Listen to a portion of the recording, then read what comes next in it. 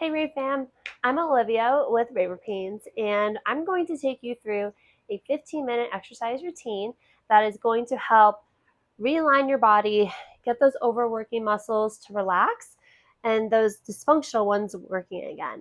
What this exercise routine will do is, if you're consistent, it is going to help alleviate any aches and pains that you have and getting you feeling your best, being more functional, and then so that way you can enjoy yourself on and off the dance floor. The only things that we will need for this routine would be 2 yoga blocks. And if you don't have them, totally fine. I will show you options to do without the yoga blocks themselves. So let's get started. So what we're going to do first is I'm going to have you come into the hook lying position. So outsides of your feet are straight. They're about 6 inches apart. Feet are flat. Knees are bent. And come and lay down on your back. Palms are going to be up facing the ceiling. We are going to use one of the yoga blocks. So if you don't have a yoga block, what I would suggest is taking a thick rolled up towel, beach towel, and roll it up into a cylinder so that way it's about 6 inches in width, placing between your thighs. Palms are up, upper body super relaxed as best as possible. For 3 sets of 20, we're going to squeeze onto the towel or the yoga block, 30 to 50% of your strength, and then relax. Squeeze, hold, relax.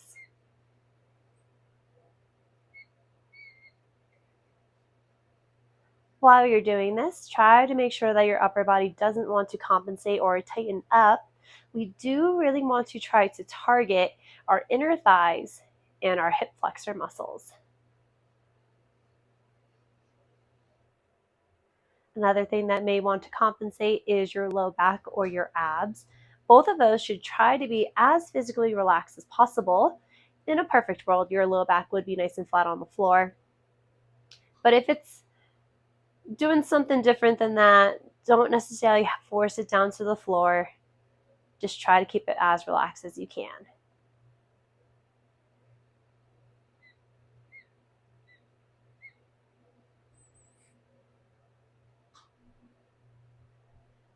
Really pay attention to what you feel on the inner thighs. Do you feel like one side is tighter or fatiguing faster? Just be really aware of that. And try to make sure you're doing this motion with control, squeezing and letting go.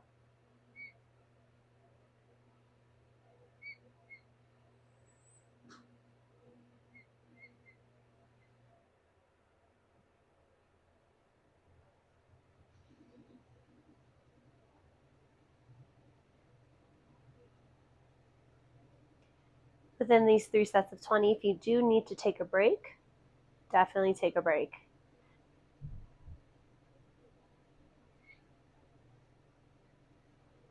We're going to do probably about 10 more.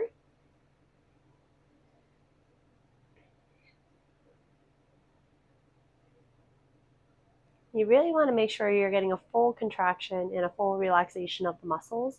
We don't necessarily want to pulse because then we're not properly contracting those muscles and letting them release.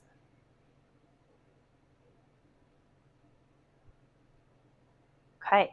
If you need to take the towel or the block out just for a hot second, you totally can. We're going to go into the next exercise, which are going to be active shoulder bridges with the block or the towel still between your knees. So when you're ready, palms are up. Now, I know a lot of people have seen glute bridges before, right? So the way that this is going to be different is I want to target your hip flexors in the internal parts of your hip. So that means no glute squeezing. So holding pressure onto the block the entire time, using your feet to press down to lift the hips up. You're only going to go as far as you possibly can until your glutes start to tense up, and then carefully lower. Try not to recruit your back. We're going to do 3 sets of 15 of these. Really making sure that it's just not your heels driving into the floor. That's really going to kind of trigger your glutes to work. So think arches, toes, outsides of your feet also being incorporated.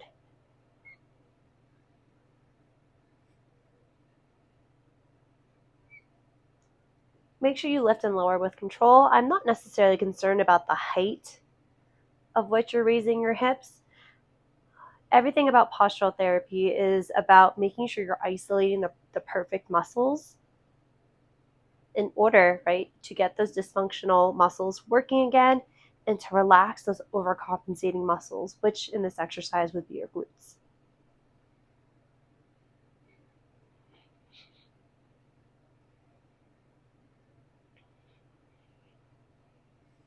Check on the upper body.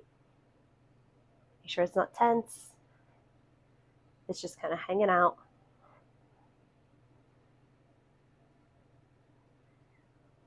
Don't lose pressure on the block as best as possible. And I really want you to now take time to pay attention to where the weighting is in your feet, especially from left to right. As we have misalignments or compensations in the body, different parts of your feet may be making more contact. And then can you just gently adjust that?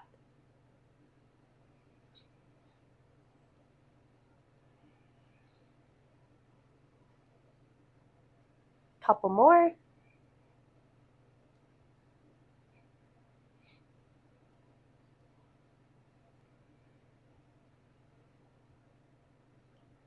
Last one.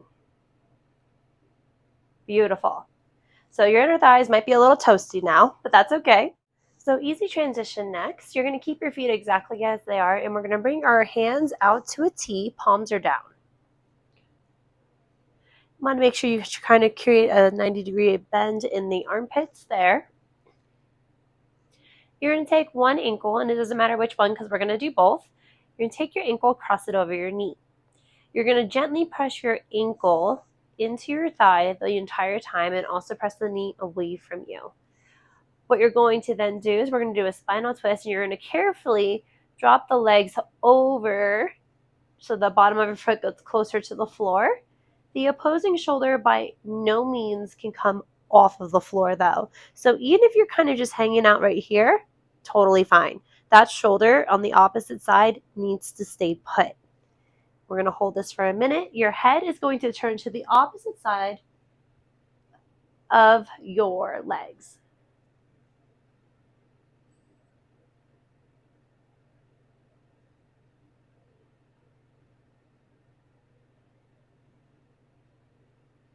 Deep belly breathing into wherever you feel is super tight, trying to get things as relaxed as you can.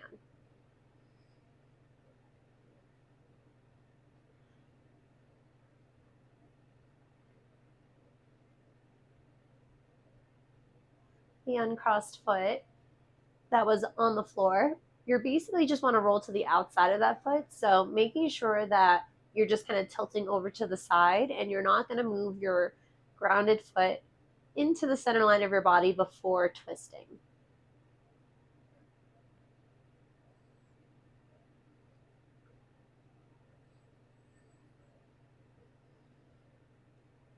Okay, carefully come back to center.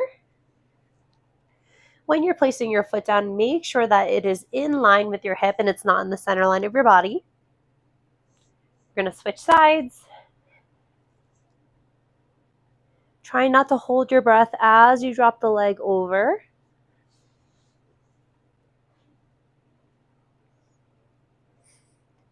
And check your hands. Make sure that they're not kind of arching or cupping the floor. You want your hands to be nice and flat the entire time. Even if that means you kind of have to encourage them to get flat, I'm absolutely okay with that.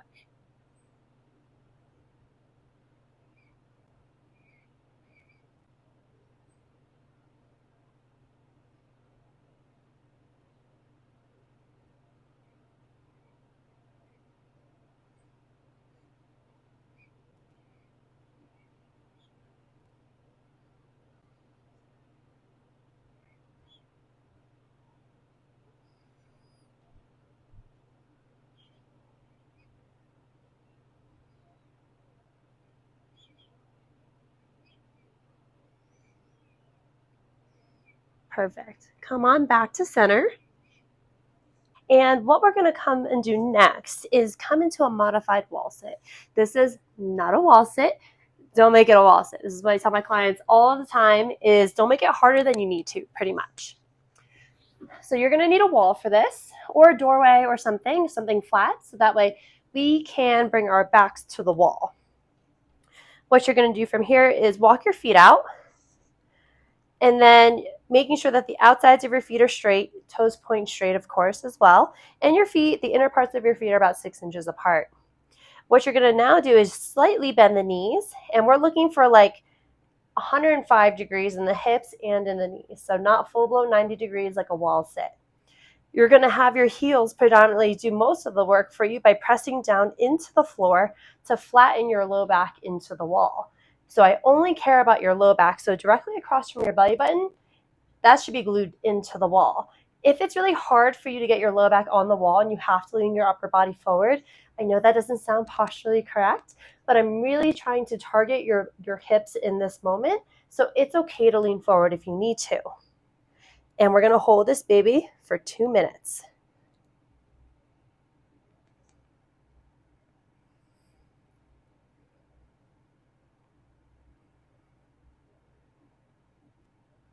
Try to keep your abdominals relaxed.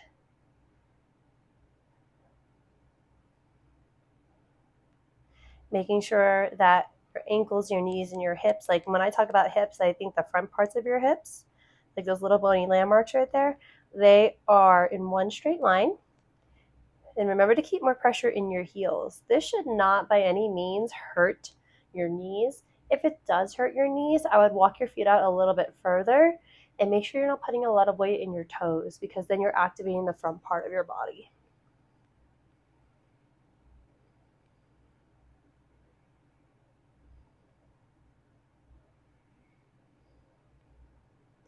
Hamstrings are going to work. Quads are definitely going to work.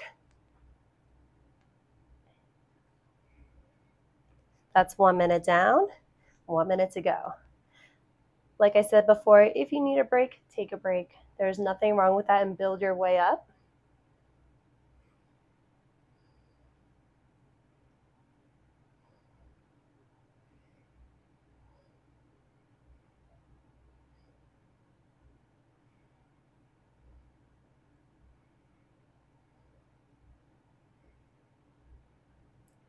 Make sure you have pressure going down in the centers of your heels, not favoring the insides or the outsides. And also to make sure that your heels are evenly pressing down into the floor.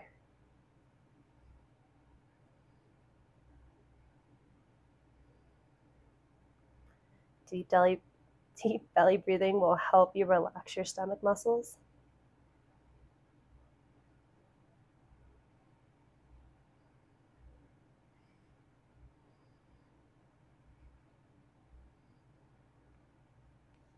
And we're done. You can slide down the wall, you can press yourself off the wall, whatever's gonna make it easier for you is totally fine. So next we're going to do an exercise called floor block. You are going to need 2 of the yoga blocks for this one. You can also use no blocks at all, or you can roll up 2 different towels. There are going to be 3 different positions. We're going to hold each for a minute, and you're going to set them about 6 inches apart, straight out in front of you. I'm going to have you come down onto your belly. Your big toes are going to touch each other and keep your heels relaxed away from each other. Think about being pigeon-toed. And then what you're going to do with your hands is make a golfer's grip with your hands. So curling the finger pads in, thumbs are out. Try not to make a fist as best as you can. You're going to do that with both of your hands and place them up on the yoga blocks. Tuck your chin and rest your forehead on the floor. Trying to keep your elbows as straight as possible and using the upper arms to externally rotate the thumbs outward.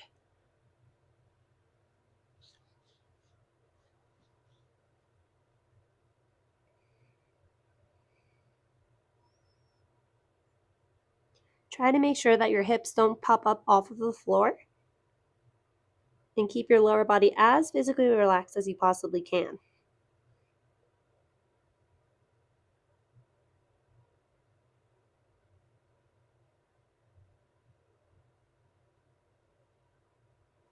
If you are struggling between rotating your arms out and keeping your elbows straight, we definitely want to try to work on getting the elbows straight first.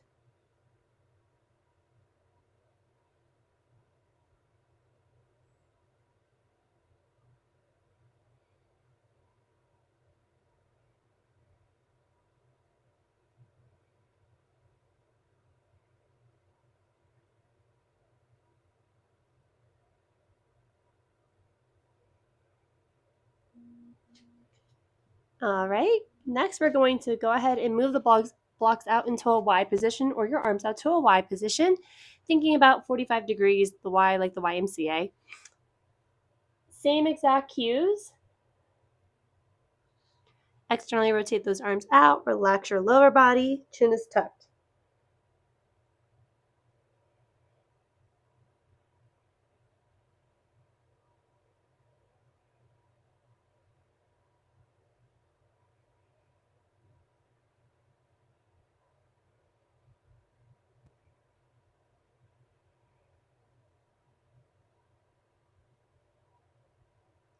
Try your best to keep your thumbs pointed upward towards the ceiling as best as you can.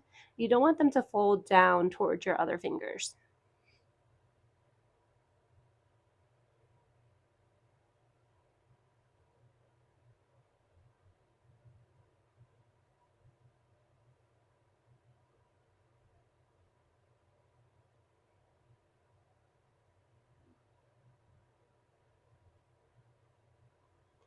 If you're having problems at all with tucking your chin and your nose is getting smushed, you are more than welcome to place a towel underneath your forehead. That was a minute there. Last position. Let's go ahead and bring those arms straight out from a T.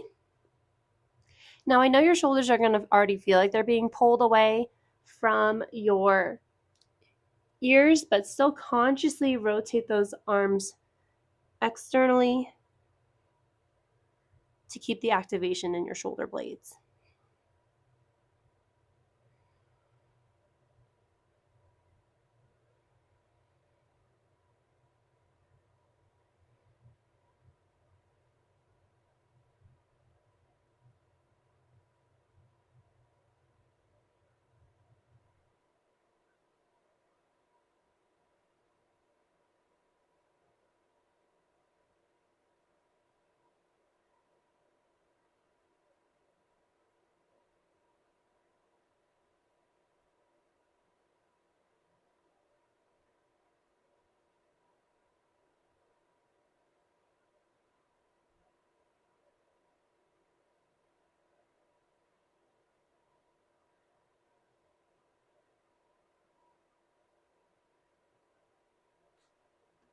Perfect.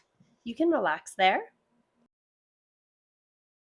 And we have one more exercise to do. No blocks are needed. Come onto your hands and your knees, wide fingers, hands underneath the shoulders, knees underneath your hips. Tops of your feet are flat, and ideally your toes would point straight back as well. Knees are about your fist width apart. From this position here, you're going to take a baby step forward with your hands, maybe about 3 inches forward. Relax your head and your stomach. Try not to bail your hips forward. You still want to try to keep hip flexion or a bend in your hips. Shift your body forward so that way your shoulders stack back over your wrists. Where the centers of your palms are, come down onto your elbows. That golfer's grip that we just used, we're going to use it again right here. So thumbs up, curl the finger pads in. You're going to gently try your best to slide your forearms apart from one another without moving your elbows. Press the elbows, the forearms, and the wrists flat into the floor. Don't dump all of the weight into your elbows. Keep the head down, and you're going to press your forearms down to press yourself backwards into your hips. We're going to hold this exercise for a minute. Trying your best to keep equal weight on your elbows and your knees as best as possible. If we lack any shoulder mobility, it may be really difficult to hold your forearms a little bit wider than your elbows. So if you have to keep the entire arm straight, you totally can do that.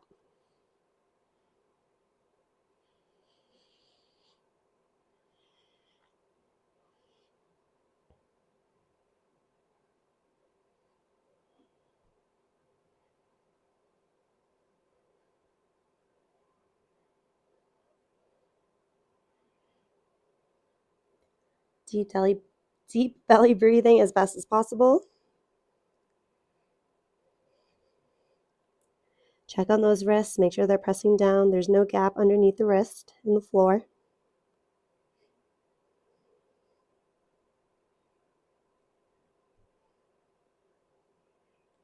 and relax. Thank you guys so much for joining me, and I hope that you are feeling looser, more functional, and your body has some breathing room. If you're interested in content like this or other rave content, please follow me at Raver Pains on Instagram. And as well as if you're interested in learning more about postural therapy, please visit my website so you can see the different types of subscription levels that I offer in order to help you feel your best.